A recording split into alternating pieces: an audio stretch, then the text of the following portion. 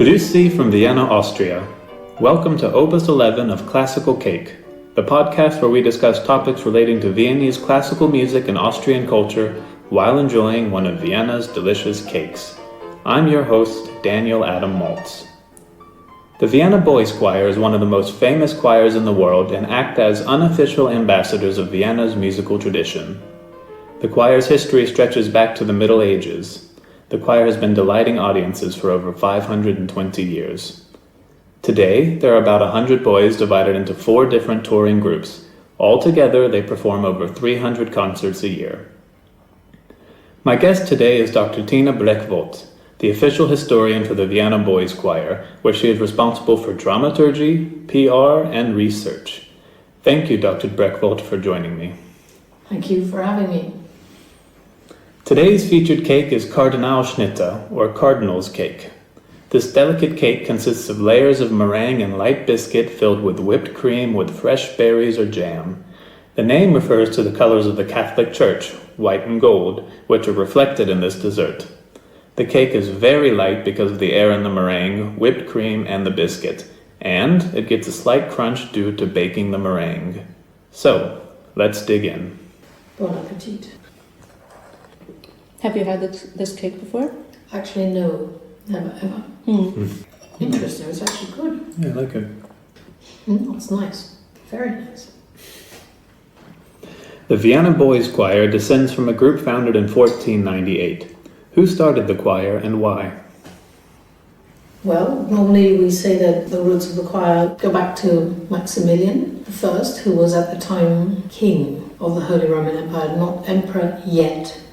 And he sort of had the idea of creating a band of musicians for himself to perform services there on a daily basis. But actually the history of the choirs, probably the roots are a bit older than that, because the Babenberg court in Vienna already had a boys' choir as early as 1296, I think. So you mentioned that the job of the choir during the Habsburg reign was to sing for the church services every day. Were there other responsibilities as well? Absolutely. Well, it was a bit, if you want to sort of be a little bit, lippy, I suppose, about it, you'd say that they were a propaganda tool in many respects. They were there to provide music, to delight the emperor and his family and the entire court, of course. And they were there to represent at state functions, at imperial diets, birthdays, weddings, very importantly. Think of any royal wedding, Leopold the first, the second, whoever. They all got married to the sound of the choir. Yeah, interesting. So, you mentioned Leopold the first and second, so I'm curious, what was daily life like for the boys during the 1700s and early 1800s? I think they were taken care of very, very well. I think usually throughout history you would find either very, very well-trained musical boys or the sons of noblemen in this position, and obviously if nobility is involved, they're going to look after themselves, aren't they? And I think competition to get into the choir was quite fierce, and there were only as many places available as boys had just left. So this I think it was sought after, and it meant a lot to people who got it. Right. So it is often written that both Joseph Haydn and his brother Michael Haydn were members of the Vienna Boys Choir, but this isn't exactly true, is it? It's true and it's not true. At that time, this is the reign of Maria Theresa. The head of the chapel was a man called Georg Reuter, and he was at the same time, he was also the head of the music in the cathedral. And at that time, Reuter, probably to save money, he was given a lump sum to deal with all the music. And to save money, he sort of thought conveniently he could use the boys in the church choir for anything needed at court as well. And we know there are anecdotes of Joseph Haydn performing at court for Maria Theresa, and she would have known who he was because there are references that she makes to him singing in particular. And at one point actually saying, you won't be able to use him much longer, he sounds awful. Or words to that effect. And I think that indicates very much that he was singing at court, and I think the reason for that is that actually the two choirs had the boys from the same pool at that time. Okay. So in addition to Joseph Haydn, another major pillar of the first Viennese school, Franz Schubert, was also a member of the Vienna Boys Choir. What do we know about his time there? We definitely know that he was a member of the choir. He auditioned when he was 8, I think, for the first time. And he was not accepted at that time. He was too young. He auditioned again when he was 11. There were 2 places open again, and again, there was fierce competition for these spots. And the 2 spots had been promised to 2 boys from noble families.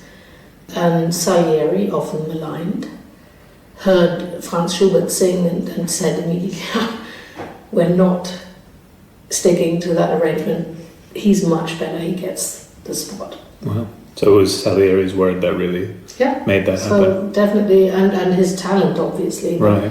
Salieri supported Schubert throughout his time in the choir. Mm-hmm. Salieri was definitely, he even when, after Schubert had already left the choir, Salieri still gave him lessons in composing at no charge, So he really furthered the boy's career, as it were. Yeah. But Schubert, they knew he was musical, and they put him in the orchestra that the boys had at that time. First in the violin section, and then after a while they just thought he was so gifted he started conducting them. And that was a school orchestra, quote unquote, but they were good enough to play Beethoven symphonies, and Beethoven apparently heard them at some point, and they must have been quite good, That's a taxing kind of literature to play.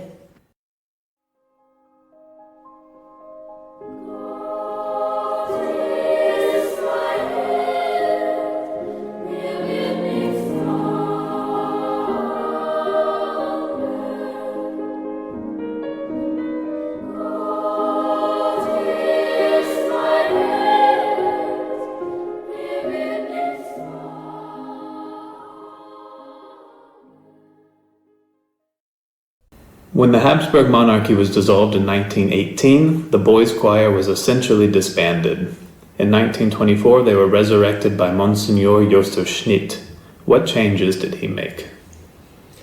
Initially, I think maybe Schnitt had thought much beyond he wanted services again with the boys' choir, because initially they didn't really even have a name, was it? So from then on, in 1926, Schnitt kind of lost all of his capital, and he couldn't fund this anymore, he couldn't pay for it, so he needed to find a source of income, and hit upon the idea of giving concerts outside of chapel.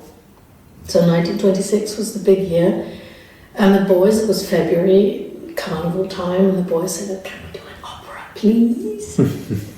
And Schnitt said, why not? So they did Mozart's Bastian and Bastienne. And that was such a success that people were totally wild about it. They had to do a 2nd, 3rd and 4th concert.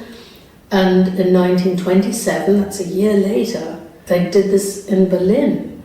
The touring took off completely because the first US tour is in 1931.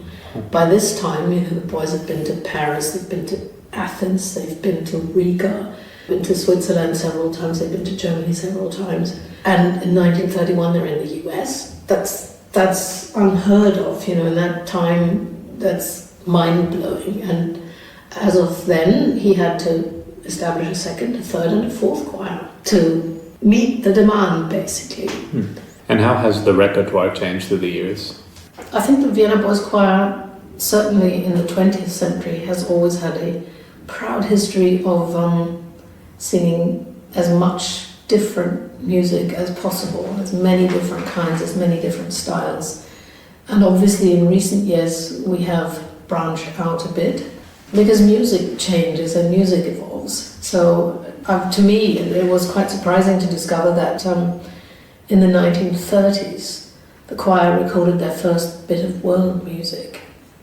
Nobody knew the term back then, but there's a piece of a Native American song recorded by the Vienna Boys Choir in 1931. It doesn't sound as we would do it now, but it is a Native American song sung in a Native American language. And I think that's amazing. The idea is sort of you go somewhere with your music, you bring the music, the song is your gift to the people that you visit, and you take something back. Yeah. A song. In a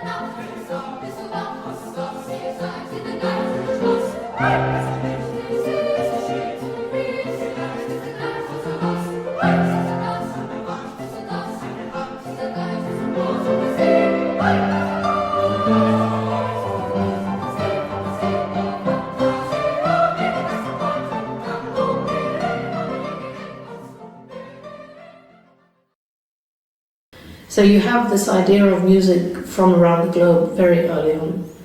So that's changed because we're now actually doing research. We did something on the Silk Road maybe 10 years ago where we actually looked at field recordings from Afghanistan and Tajikistan and Uzbekistan and took the quote-unquote authentic music and tried to see what we could do with that without sort of doing anything to it that wasn't there, but just make it singable and suitable for the boys. Yeah. We did something with an Apache song. There's another, I think maybe 3 years ago, one of the choirs went to Australia to sing with a group of Aboriginals.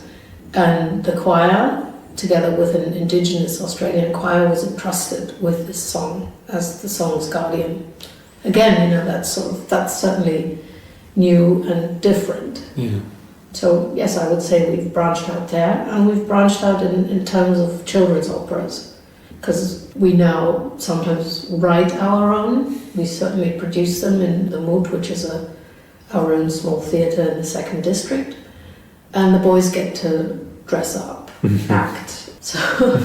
So there's a lot for the boys there to amuse themselves and to also learn what it feels like to act and sing at the same time. Today, how does a boy become a choir member? There are many roads to Rome, as it were. So actually most of the boys nowadays, they find themselves, they either hear the choir or see it on telly, and they decide that this is it for them. They want to be in that choir. They have to want it, that's the most important thing. What it takes is a boy who's interested in joining the choir, who's interested in singing, obviously, we do a lot of that, who's interested in working with his voice, expressing himself through his voice, somebody who has a good ear, a feeling for rhythm, that's quite essential. We can train them most other things. Boys in Vienna ideally will have come up through our primary school, which is based in Vienna, so that's easy. Boys from elsewhere, we expect them to come and join our school in 4th grade. But boys can audition pretty much anywhere. Boys have auditioned on tour. We had boys from Singapore who sent us a YouTube clip, and we accepted them. And how many openings come up a year, roughly? Roughly, I think we need between sort of 27 and 30 boys every year. And the boys live in the Augarten Palace, where the school is. And so what is their daily life like? Well, they get up, or they are woken up gently just before 7. They probably roll out of bed and into the dining hall, hopefully by way of the shower. They have breakfast, which they usually hoover. Boys are very fast eaters. And then they go to school on the premises. They have 4 lessons of 45 minutes each in the main subject, English, German, maths, sort of the key subjects. And then they have a longer break during which they can come for a jause, have some cake or whatever is on offer. And then they have 2 hours of choir practice, again with a break in the middle. And at the end of the choir practice, it's just before 1. They meet with their tutors. They hear the news of the day and what else is planned for the day, and then they have lunch. And the lunch break is from 1 to 2:30. Most boys will use it to play football, soccer. Some will wander around the park or play cops and robbers or whatever. So they can do whatever they like then. Between 2:30 and about 5:45, there's another 4 lessons, academic lessons of subjects like history, biology, sports, obviously. And they also have their homework in those 4 afternoon lessons. There's a break, again, for food. Don't know why. And at 6 o'clock it's dinner. And after that they're free until 9 or 9:30, depending on how old they are. They go to bed at, the younger ones go to bed at 9 and the older ones go to bed at 9:30. And that's it. So that's a normal day in Vienna. On tour it's totally different, of course. Yeah, sure. How often do they tour? How long will they spend on the road? Each choir spends between 10 and 11 weeks on tour. And these 10 or 11 weeks are taken out of the academic year. They're not taken out of their holiday time. They don't go on tour on holidays. So it's usually somebody is on the road. And the way we have done this, or we're able to do this because touring is part of our curriculum officially. So when we're on tour, the boys have that on their agenda. They don't have any academic lessons. They don't do maths on tour. They are supposed to get to know the country they're in. They're supposed to learn the language a bit, or just be immersed in the culture. This usually includes, again, main topic, the food, but also obviously to meet people, to play, to see the sights, to really get to know a country in a more direct way than a tourist can. Right, this must be a wonderful experience for these young boys.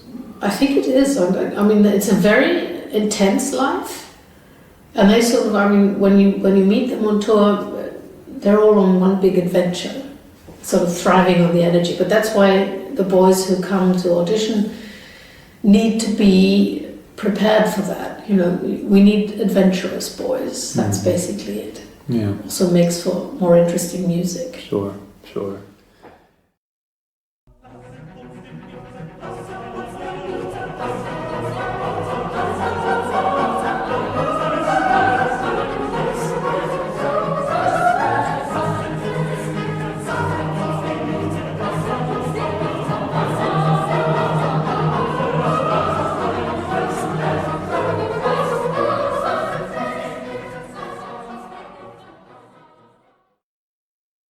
What happens to alumni of the Vienna Boys Choir? Do they come back later to teach or mentor? Yes, some do. Quite a few actually become musicians or something, or take a profession, choose a profession that is sort of closely associated with the stage, performing. We have about 25 to 30% who actually become musicians. That's a high turnout, I think. Yeah, I think so. So after their voices change in grade 8, which is quite normal. Yeah, that's just the way it goes, isn't it? So they are on tour and they can still contribute to the choir. They have the experience, they know the notes, they may sound slightly different, but that doesn't matter. It's more about the team thing, and it's more about making sure that the whole thing works as it should, as a team, as a group. Because a voice change is just a natural thing. It just happens. Nobody can help it. It just happens.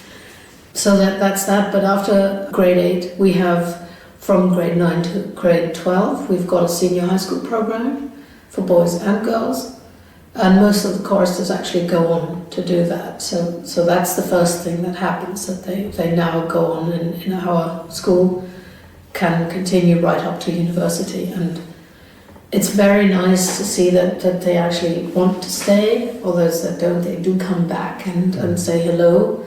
And it seems, it's a nice community. That's important, because we have to rely on other people, don't we? Sure. As John Donne said, no one is an island. It is the traditions that help to define a culture throughout time. When you're in Vienna, I highly recommend attending a Sunday Mass at the Hofburgkapelle, the former chapel for the Imperial Habsburg family. The boys sing with members of the Vienna Philharmonic and the men's choir of the State Opera. Even if you aren't Catholic, it is an experience that immerses you in over 500 years of Viennese musical culture. Thanks, Dr. Breckvold, for sharing this classical cake with me. Well, thank you for having me. And thanks to you listeners for tuning in. If you haven't already, please subscribe to Classical Cake. Visit classicalcake.com for more episodes and exclusive content relating to Viennese classical music and Austrian culture.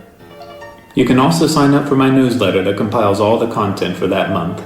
I'm Daniel Adam Maltz. See you in Vienna. Auf Wiedersehen.